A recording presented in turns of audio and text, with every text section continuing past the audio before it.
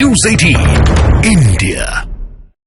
ये राम धुन जो देश में बज रही है, जो देश में राम ज्योति प्रज्वलित हो रही है, वो तो आपको दिखाई पड़ रही होगी, वो तो आपको सुनाई पड़ रही होगी। क्या आपको लगता नहीं है कि ये देश भावनाओं का देश है, ये देश राम का देश है, ये देश गांधी का देश है?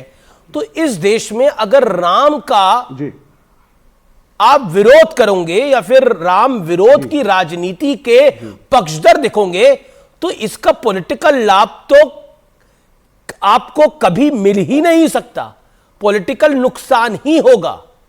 और देखिए, दो चीजें हैं इसके अंदर।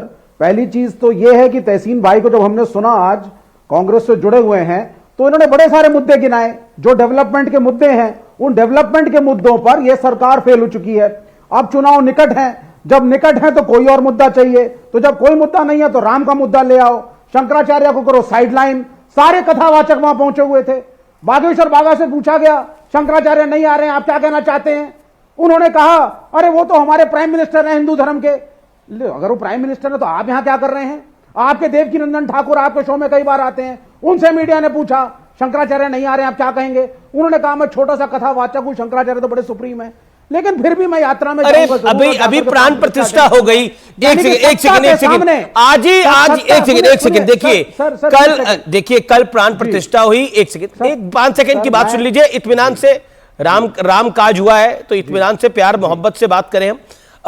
एक सेकंड, आप, मुझे पता है आपके मन में एक गुस्सा है, आपको बहुत वेदना है, आपको परेशानी है, लेकिन मैं आपकी वेदना और परेशानी का, मुझे पता है कि आप नास्तिक भी हैं, लेकिन आज इन व्यूअर्स के लिए राम राम राम राम राम आप 5 बारी बोलिए, आपको मन में शांति मिलेगी और आपको जो तकलीफ अंदर से होती है उसको भी इससे थोड़ी शांति मिलेगी। आप 5 बार बोल के देखिए, टेलीविजन पे ना बोले, अकेले में प्रयास करिएगा। मैं विवेक भाई आपको निवेदन नहीं मैं आपको नहीं, क्योंकि मैं इसलिए बोल रहा हूं, आप शब्द समझ के, आप भगवान समझ के मत बोलिए, आप शब्द समझ के बोलिए, क्योंकि कहा जाता है राम से बड़ा राम का नाम। पॉइंट नंबर 2 सुनिए। अभी आपने बोला कि देखिए, अब एक सेकंड, अभी आपने बोला देश में क्या हो रहा है, यही बोला ना विवेक भाई। विवेक भाई बात कर लेते हैं ना, मैं बात रख लूं, मैं अपने कार्यक्रम में 30 सेकंड बात रख लूं, आपको 1 मिनट दूंगा बोलने के लिए, 1 मिनट दूंगा। आपने बोला क्या हो रहा है, विकास का कुछ नहीं हो रहा, बीजेपी को राम लहर चाहिए, राम मंदिर की बात कर रही है। आज ही भारत की स्टॉक एक्सचेंज 4थी बड़ी स्टॉक एक्सचेंज बनी है हांगकांग को पीछे छोड़कर। अब बताइए विधि का विधान था। अब आप सुनिए क्या था विधि का विधान? राम की रमणा थी तो है कि 80 करोड़, अरे हंगर इंडेक्स देखिए अमीश देवगन जी, और 80 करोड़ लोगों को खाना खिला रहे हैं गौरव भाटिया। रोटी नहीं है कि खुद कमा करके रोटी खा सको, यह इस देश की स्थिति है। और अब आप सुनिए, आपने राम का नाम लिया है तो राम के नाम पे जो पाखंड करता है उसको क्या कहेंगे आप? राम के नाम पे जो वीडियो और फोटो ऑप्स करता है क्या कहेंगे उसको आप? 17 अप्रैल के बजाय प्राण प्रतिष्ठा पहले करी गई कि चुनाव में फायदा मिले, क्या कहेंगे आप? बताइए ना आप सर। प्राण प्रतिष्ठा कब करनी चाहिए थी? राम अमीश देवगन, एक सेकंड गौरव भाटिया, प्राण प्रतिष्ठा, विवेक भाई प्राण प्रतिष्ठा कब करनी चाहिए थी?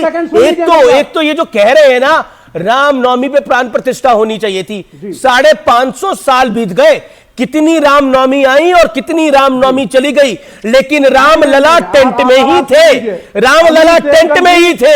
22 जनवरी की तारीख, अमीश देवगन जी, वर्षों बाद ये तारीख आई, दशकों बाद, सदियों बाद ये तारीख आई। गौरव भाटिया का जवाब जरूरी है। 10 सेकंड चाहिए मेरे को। हाँ ठीक है, 10 सेकंड बोल लीजिए 10 सेकंड, फिर आप बुलवा लीजिएगा। हाँ 10 सेकंड बोलिए 10 सेकंड मेरे पे बोलिए। राम, आप बहुत नाराज है, बोलिए।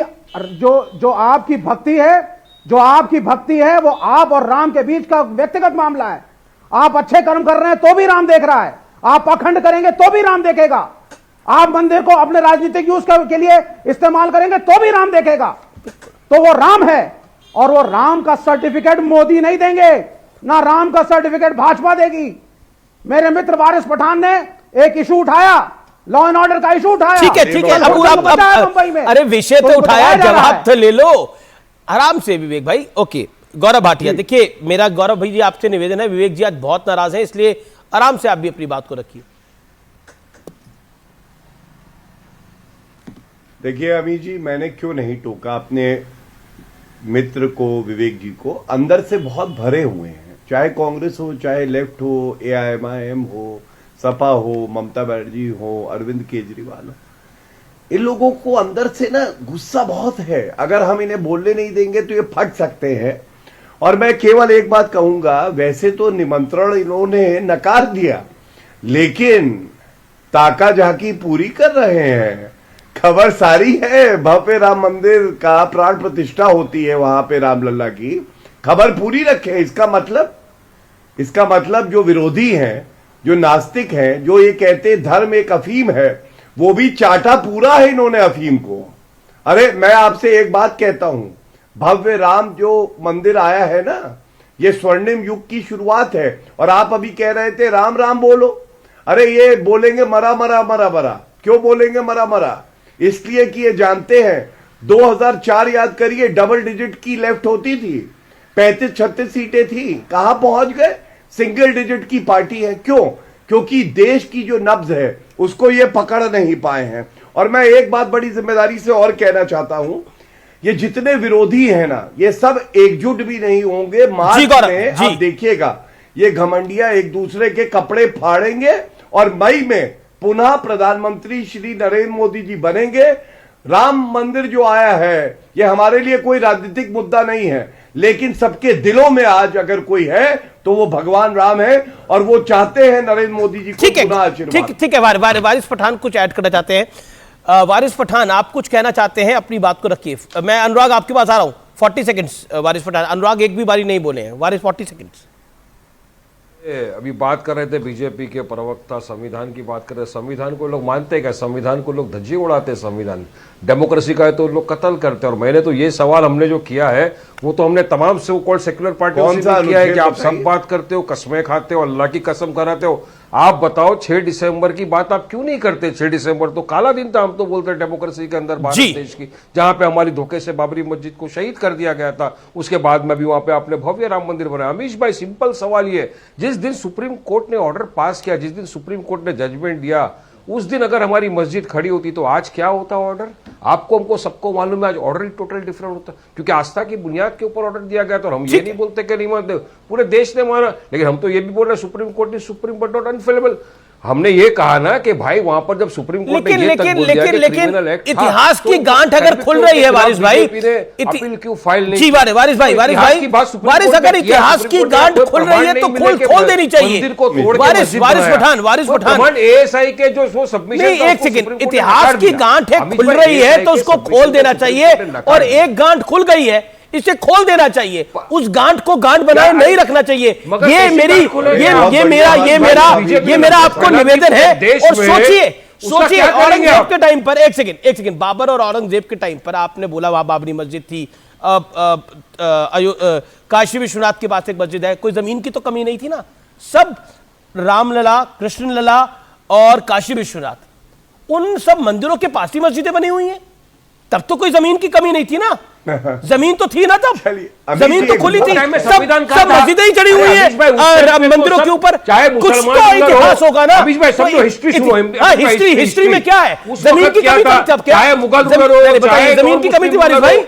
सबका एक ही काम था, तलवार की नोक के ऊपर काम करते थे। तब संविधान कहा था। आज तो संविधान, तो जमीन की तो कमी नहीं थी ना। अब तो हमारे संविधान पे इतिहास में गांठ लगी थी, वो गांठ खुल गई, तब जो हुआ, लेकिन फिलहाल उस गांठ को दोबारा संभालना है। एक सेकंड, मेरे को अनुराग के पास जाना पड़ेगा। अनुराग भदौरिया, वेटिंग फ्रॉम लॉन्ग। अनुराग, वारिस पठान ने बड़े पॉइंटेड बात बोली। वारिस भाई होल्ड ऑन। अनुराग, आप एक पॉइंटेड सवाल वारिस पठान ने पूछा कि 6 दिसंबर की आप लोग बात नहीं करते, क्यों भैया?